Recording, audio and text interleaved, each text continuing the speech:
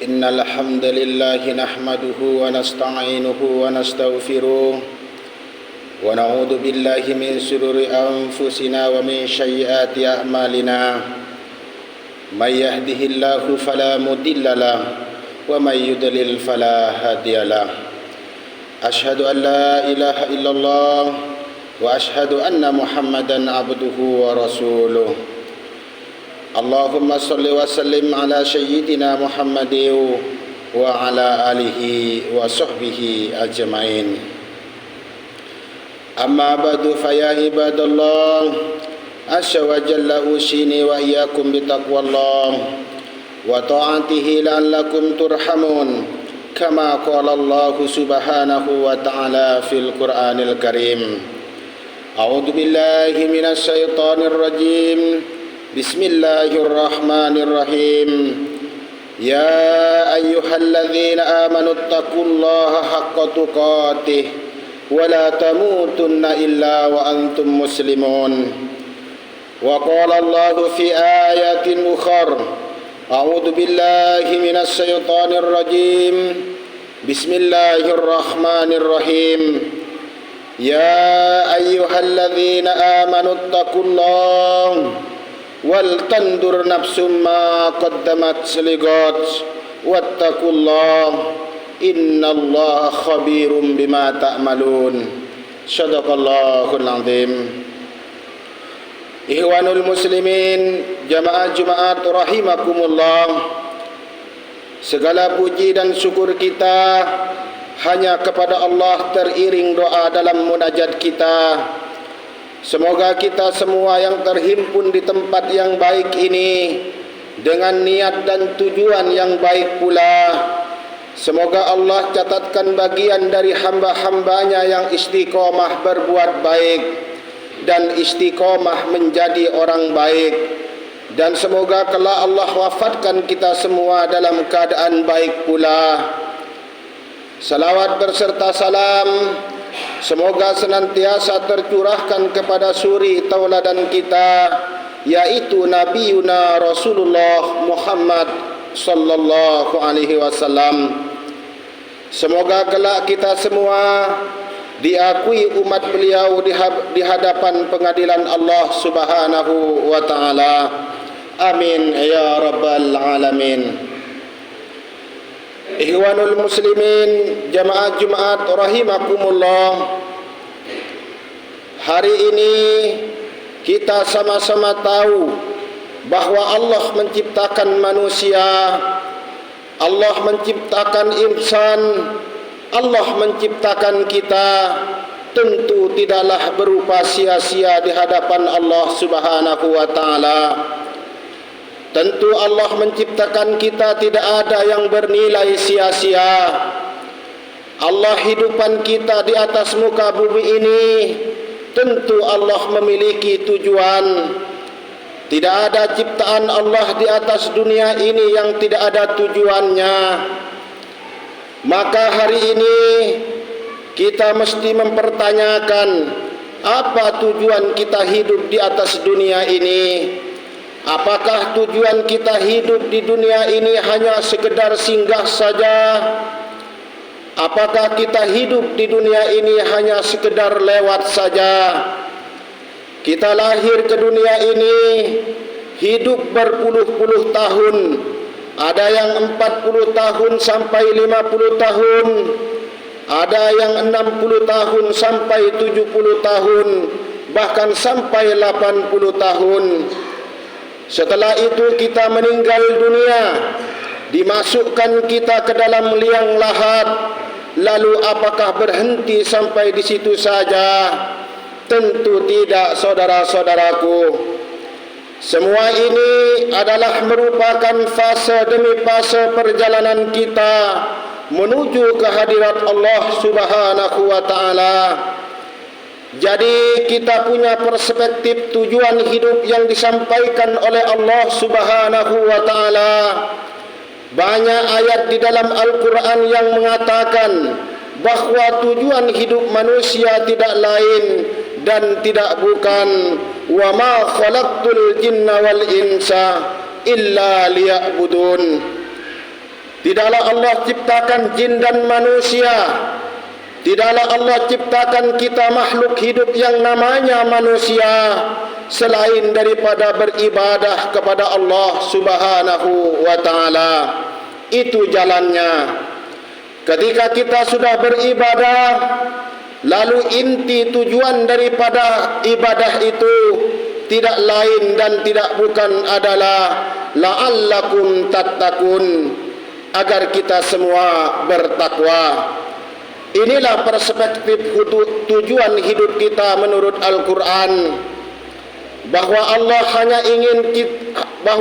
hanya ingin mengatakan kepada kita, jangan pernah tidak bertakwa kepada Allah, karena tujuan hidup manusia tidak lain dan tidak bukan hanyalah bertakwa, meningkatkan rasa takut kepada Allah. Itulah tujuan hidup kita di dunia ini. Maka dalam Al-Quran Allah mengatakan, ya ayyuhalladzina amanu ittaqullah, wahai orang-orang yang beriman. Seolah-olah Allah memanggil kepada kita tanpa terkecuali, baik yang imannya kuat, baik yang imannya stabil, maupun yang imannya lemah, semua Allah panggil, ya ayyuhalladzina amanu, wahai kalian orang-orang yang beriman. Kalau yang imannya kuat, jangankan salat fardu yang wajib, yang sunnah pun mereka kejar. Bagaimana orang yang imannya standar? Ketika azan dia baru mulai melangkah dari rumah menuju rumah Allah. Lalu bagaimana orang yang imannya lemah? Orang yang imannya lemah tidak terpanggil hatinya untuk datang ketika sudah iqamah. Mereka pun belum beranjak dari kantornya, mereka pun belum bergerak dari tempat pekerjaannya, mereka pun belum tinggalkan urusan dunianya. Inilah orang yang imannya lemah. Tetapi di dalam ayat ini Allah panggil semuanya, ya ayyuhalladzina amanu, wahai orang-orang yang beriman, yang imannya kuat, yang imannya standar, maupun yang imannya lemah. Apa kata Allah? Ittaqullah, takutlah kamu kepada Allah. Jangan sampai rasa takut di dalam hatimu melemah lebih besar daripada rasa takut kepada Allah. Takut tak punya harta, takut lapar, takut tak makan, takut lambung tak berisi. Jangan sampai takut itu mengalahkan rasa takut kita kepada Allah Subhanahu wa ta'ala. Allah katakan, takutlah kamu kepada Allah, tambah rasa takutmu, tambah rasa takwamu, baik yang imannya kuat tadi maupun yang stabil, apalagi yang lemah. Tambah rasa takutmu kepada Allah Subhanahu wa ta'ala. Karena ini adalah tujuan kita hidup di dunia ini, diciptakan Allah menurut Al-Quran. Lalu kita bertanya, bagaimana rasa kita menambah rasa takut itu? Bagaimana kita merubah diri kita menjadi orang yang bertakwa? Allah lanjutkan ayat tersebut, wal tandur nafsum ma qaddamat ligat. Hendaklah kita semua, hendaklah diri seseorang manusia memandang dirinya, melihat dirinya, mengoreksi dirinya, bagaimana peta hidupnya, apa yang diperbuat di dunia ini, lalu setelah dari dunia ini kita akan kemana. Ini adalah cara untuk menambah rasa takut kita kepada Allah Subhanahu wa ta'ala. Ikhwanul muslimin, jamaah Jumat rahimakumullah, sudah berapa tahun umur kita sekarang? Lalu bagaimana rasa takut kita kepada Allah? Bagaimana amal kita kepada Allah? Maka Allah katakan, hendaklah kalian melihat dan memandang apa yang dikatakan Allah kepada kita, tentang tujuan kita hidup di dunia ini. Untuk apa kita dilahirkan ke dunia ini? Untuk apa kita hidup di dunia ini? Setelah dari dunia ini, kita akan kemana? Dan pada akhirnya kita akan ditempatkan oleh Allah Subhanahu wa ta'ala di mana?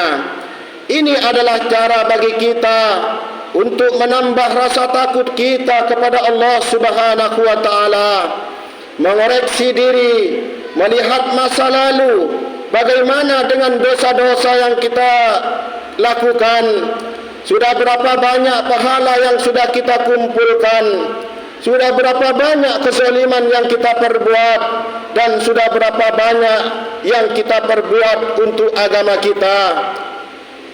Ini semua adalah cara bagi kita untuk menghitung amal dan menghitung diri. Apakah kita ini sudah siap untuk menempuh fase perjalanan yang akan datang? Ketika kita meninggal nanti dicapakkan kita ke dalam liang lahat. Apakah akan selesai begitu saja? Apakah akan berhenti sampai di situ saja? Tidak, saudara-saudaraku. Kita ini manusia, bukan seekor binatang. Manusia, matinya seekor manusia, matinya seorang manusia tidak sama seperti matinya seekor binatang. Matinya seekor binatang setelah dikubur selesai urusan, lalu nanti di pengadilan Allah Subhanahu wa ta'ala, kuntu turaba, wahai binatang, berubahlah kalian menjadi tanah. Tetapi kalau manusia akan ditanya, saudara-saudaraku, manusia akan disoal, manusia akan diminta pertanggungjawaban di hadapan Allah Subhanahu wa ta'ala atas seluruh apa yang dilakukan semasa hidup di dunia ini. Amal baik akan ditimbang, amal buruk akan ditimbang, besar ataupun kecil, bahkan sekecil biji zarrah pun yang tak nampak oleh mata tetap akan diminta pertanggungjawaban di hadapan Allah Subhanahu wa ta'ala. Ikhwanul muslimin, jamaah Jumat rahimakumullah, Allah Subhanahu wa ta'ala hanya ingin mengatakan kepada kita semua, tidak ada tujuan manusia diciptakan Allah selain daripada menambah rasa takut kepada Allah Subhanahu wa ta'ala. Tetapi hari ini takut itu hilang dalam diri kita. Hari ini takut itu lemah. Hari ini takut itu samar-samar di dalam hati kita. Karena apa? Karena ketakutan dunia yang mengalahkan itu semua. Takut tidak punya harta, takut tidak punya jabatan, takut anak tak dapat pekerjaan, dan takut anak tak dapat pangkat, takut perut kelaparan, takut lambung tak berisi. Sehingga berapa banyak orang-orang hari ini yang menghalalkan segala cara untuk meraih semua itu. Akhirnya haram pun mereka telan mentah-mentah. Lalu bagaimana rasa takut kita kepada Allah Subhanahu wa ta'ala? Takut di atas dunia ini akan berakhir, saudara-saudaraku. Sakit akan berakhir, kesengsaraan akan berakhir, kesusahan, kefakiran